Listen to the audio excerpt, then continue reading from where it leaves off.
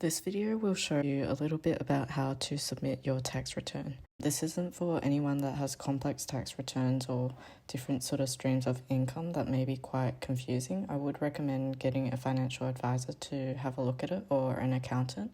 This is just for simple sort of things where you may have 1 or 2 shares or ETFs, or just a general sort of income or salary. So to complete your tax return, you must first have an account on MyGov.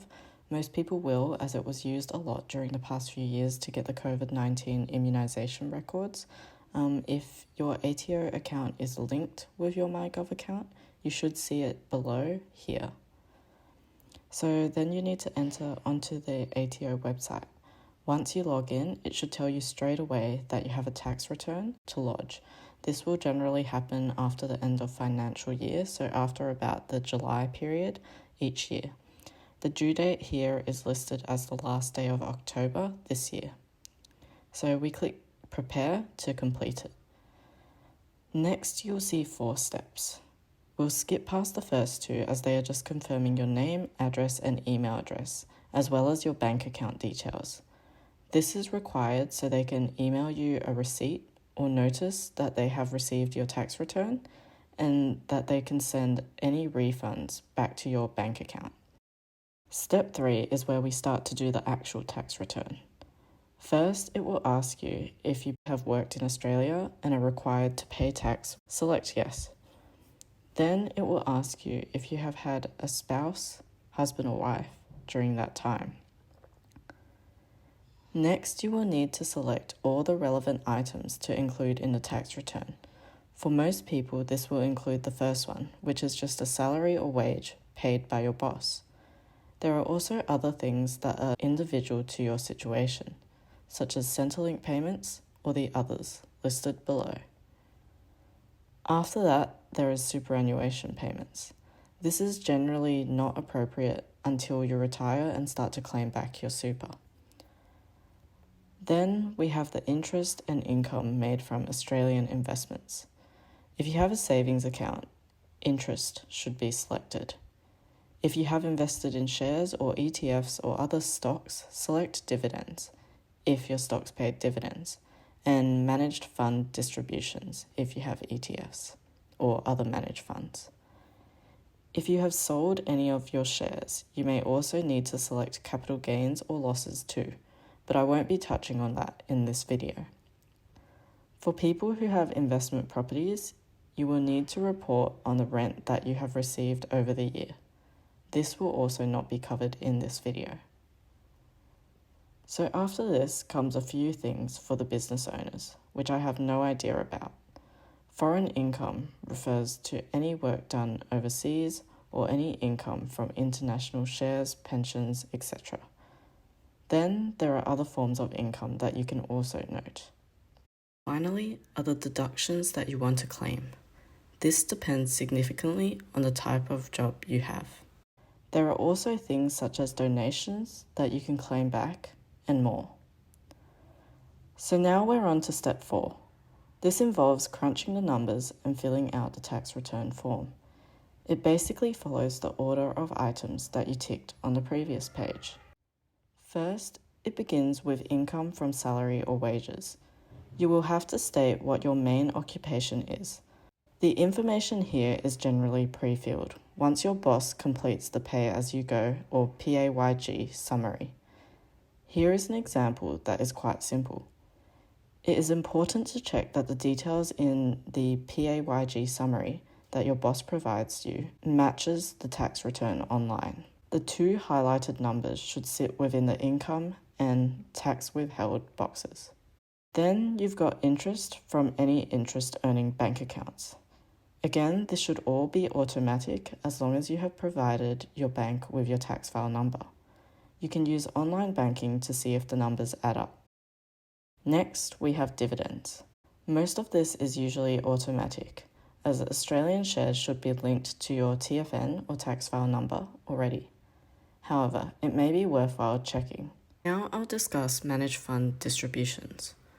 When most young people start investing, they generally start with ETFs.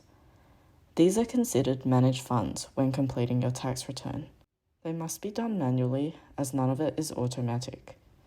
Around July or August, you should be sent a letter or email from the companies that you have invested ETFs in, with a document attached called an annual tax statement or something similar. There should be one for each different ETF or managed fund that you own. You need to use this to fill out your tax return. Let me do a split screen with an example so I can show you exactly what I mean. The tax return form is on the left, and an example annual tax statement for the VAS ETF is on the right. You'll notice that in the table on the right, there is a heading that says Tax Return Label. This is your best friend. If you scroll down on the tax return side, you'll find these strange labels like 13U, 13C, 13Y, etc. First, this doesn't make much sense, but when you look at the tax statement on the right, you'll see that those exact labels are listed in the table. All you have to do is copy down the values for each corresponding one. If there are any that are on the tax return but are not on the annual tax statement, just ignore them.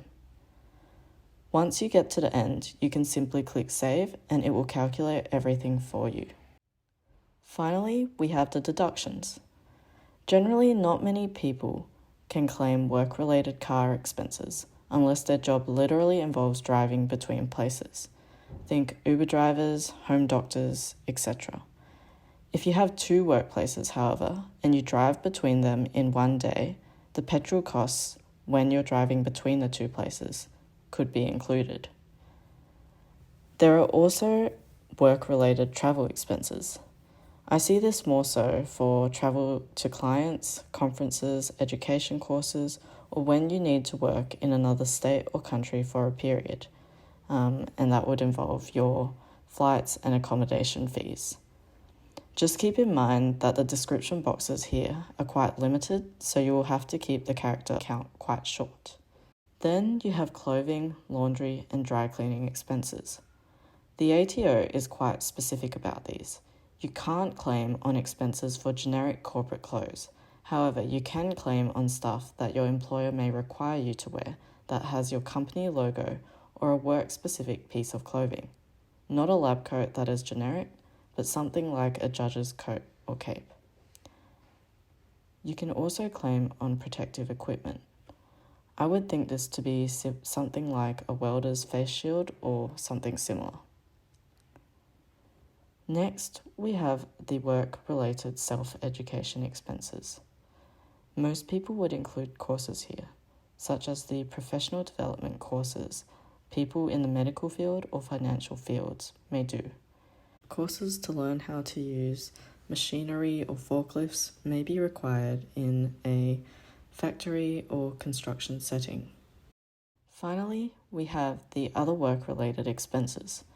These could be things like registration to an authorizing body in order to be able to work in your field, or professional indemnity insurance fees, or even things like working from home, such as phone bills and internet bills, if this is appropriate. However, there needs to be proof of this, and there are limits. It is also only if you are genuinely working from home, not just doing a one-off call or finishing something quickly at home. There is greater information on the ATO website if you are unsure. Finally, in this category, there are the costs of self-managing your tax affairs. In this example, I wrote down accounting, but this is actually incorrect. It would be more like fees for financial advice from a tax agent or costs for buying a software to help with completing your tax return. If you were putting accounting down, it means that you're actually getting an accountant to do your tax return, which is not self-managing your tax affairs. Finally, there are just a few finishing questions, but these are very specific to the individual. The website will come up with an amount of taxable income and tax withheld based on the information you provided. If you scroll to the bottom, you can calculate your tax estimate. This will tell you the estimated amount that you will either receive from or need to pay to the ATO. After completing this, you can make changes or submit the form, and then just wait for contact from the ATO. I hope this video has helped. The main thing I wanted to show was the managed fund distributions, as it was something I struggled with initially. I know I didn't put too much detail on the other parts, but hopefully it was enough. There is always more information on the ATO website or other sites. It's best that you do your own research, as I'm not a financial advisor or an expert, but this is what I found from doing some research of my own. I hope that I've been able to summarize the process into a simple step-by-step process, and please feel free to ask any questions and I'll try my best to answer.